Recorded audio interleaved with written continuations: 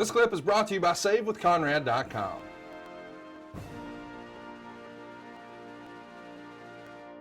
Stuff. Well, Kurt, listen, we have some fan questions for you for this one. We're going to go through a few of those. So the first one comes to us from J Newsman3. That's his Twitter handle.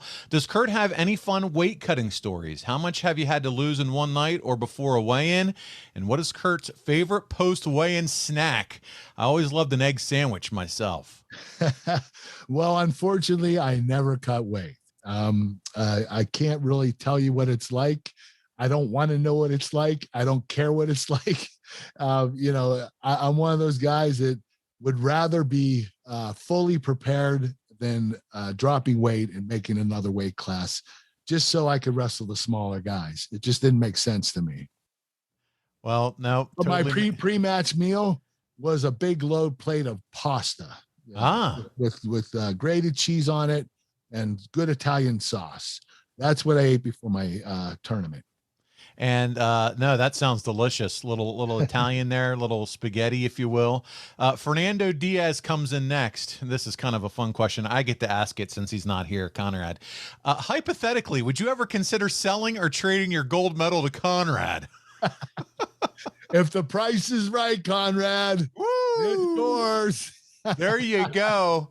You shouldn't have told us at the beginning that it's only gold plated and it's not all solid gold. Yeah, I messed up on that. It's actually real gold. There you go. Yeah. He was the last year, 96, all gold. All right, good stuff. Greg up next. Did Kurt participate in the opening ceremonies? Was it orderly gathering everyone together or was it a hot mess? Okay, this is a great story. Oh boy. All right. We're entering the big stadium in Atlanta. And there are about almost 100,000 fans there. And we're getting ready to go in. The USA team, all the whole Olympic team's going in order. And I walk in and the crowd goes nuts. I'm like, holy shit, they know me. And I'm going, like, I couldn't figure it out. I was like, because right when I stepped in, the fans started going crazy. And I'm walking down the track and I'm waving and I'm all proud. I'm like, hey, this is great. And I turned behind me and the dream team's behind. Oh, that's good. They were cheering for Michael Jordan and Charles Barkley and Clyde Drexler. And I thought it was me. I was like, I got really humbled fast. And the crazy thing is every Olympian wanted to get to the dream team. So I'm standing next to them. 30 seconds later, I was shoved across 100 yards across the field. The Olympians shoved their way in to get to the dream team.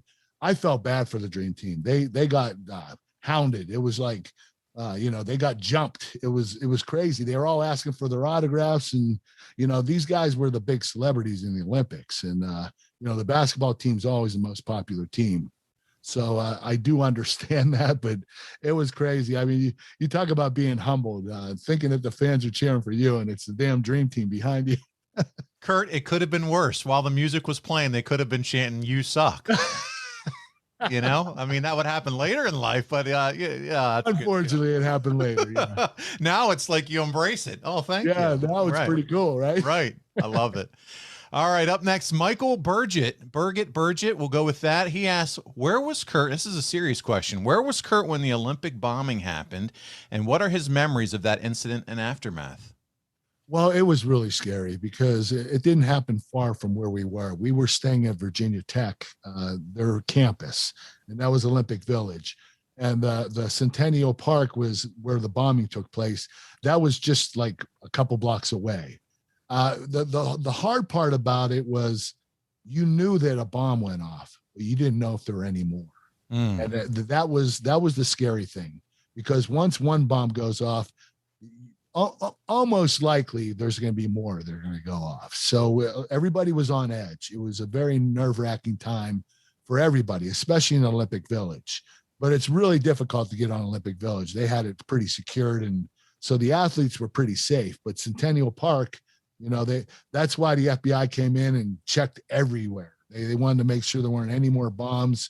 I think the guy that found a bomb or whatever, he actually got accused of it when he wasn't actually the real person who did it. Unfortunately, I felt really badly for that guy because he was trying to help the police, and they thought he knew too much and that he was the actual culprit, but he wasn't. It was unfortunate. Yeah, no, that's right. And I almost forgot until they asked that question. Again, that's all the same time frame as everything that happened there in Atlanta. You winning the gold medal down there. So, thank you. Just curious about that as well. Final fan question this week. It's Daniel Jefferson. He said, has Kurt considered or been approached about coaching wrestling? It must be crazy just focusing on your event. Once his was over, was there any other events that you wanted to see as a spectator? So let's start with the first one. Ever been approached about coaching wrestling? Yes, amateur wrestling or pro wrestling. Let's go amateur. I've been approached for both, but amateur wrestling, yes. I had a couple of colleges that wanted me to put in an application, and they guaranteed that I would, be the coach. I just didn't want to make that commitment because I wanted to do other things in my life, like the WWE and TNA, and I did some movies, and so I didn't want to put myself in a situation where I couldn't do certain things. So I wasn't done with the entertainment part of my life. And now that I'm getting older, I'm actually considering coaching. So, when you get older and you settle down and you're semi-retired, you want to do something. And I think that coaching might be a good fit for me. No, that's good to hear. That would be excellent. You have a lot of knowledge in both spectrums, whether it's amateur or pro at this point, right? You told us the story a little while ago about, Triple H maybe putting a bug in your ear several months ago about potentially helping out there too. So either one of those things, I think either amateur or pro would be blessed to have someone with your pedigree and background help out in the coaching. Thank you, Paul. I appreciate that. Oh, there you go. So he goes on to ask, it must be crazy focusing on your event. Okay. So was there any other events that you wanted to watch as a spectator? Well, with my neck and everything, I couldn't go anywhere. I was just trying to focus on staying calm, taking care of my neck. I had to ice it all day.